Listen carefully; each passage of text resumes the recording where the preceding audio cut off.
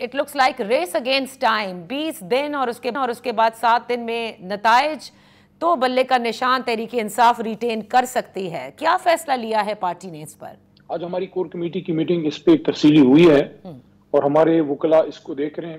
سب سے پہلے تو جو الیکشن کمیشن کا فیصلہ ہے اس پہ مطمئن نہیں ہے، اس کے خلاف ہم اپیل بھی کرنے جا رہے ہیں. تو اب یہ جو 20 دنوں کا یہ ٹائم دیا ہے عجیب سے وقت میں، کہ آلریڈی انٹرا پارٹی الیکشن ہمارا ایک دفعہ ہو چکا تھا جس کو ایکسیپٹ کیے جانے کے بعد دوبارہ سوال اٹھے ہیں، اور ملک کی سب سے بڑی جماعت کو اس وقت ایک ایسے مخمصے میں ڈالنے کی کوشش کی جا رہی ہے کہ جب اور جماعتیں الیکشن کی طرف جا رہی ہیں، جنرل الیکشن، ہمیں کہا جا رہا ہے کہ آپ انٹرا پارٹی الیکشن کریں. تو وہ ایک آپشن ہے لیکن ہم اس پہ ابھی جا نہیں رہے، ہم اس کو اپیل کر رہے ہیں کیونکہ چیئرمین ہمارے عمران خان صاحب ہیں، پارٹی سمبل ہمارا بیٹ ہے اور الیکشن ہمارا ہو چکا ہے.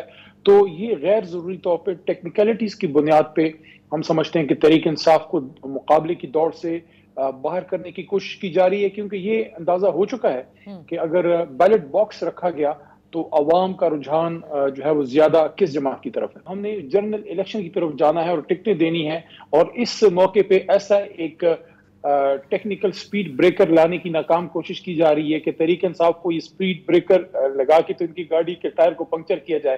یہ ہم پنکچر ہونے نہیں دیں گے. الیکشن آپ کر سکتے ہیں، وہ تو آپ الیکٹرانک بھی کر سکتے ہیں، لیکن ہم ایک ایسی ایکسرسائز میں ہمارا نقطہ یہ کیوں جائے جو ہم آلریڈی کر چکے ہیں اور ہم اس وقت فلی ایلیجیبل ہیں الیکشن لڑنے کے لیے. ایک اور آپ دیکھیں سمپل سی ایگزامپل ہے کہ خیبر پختونخوا میں آج کی پشاور کی ایگزامپل دیتا ہوں کہ ہمارا آج کنونشن تھا، وہاں دفعہ 144 لگایا گیا. کل پیپل پارٹی کا ہے، دیکھتے ہیں کل دفعہ 144 لگتا ہے کہ نہیں. تو یہ تو لیول پلینگ فیلڈ نہ ہوئی نا.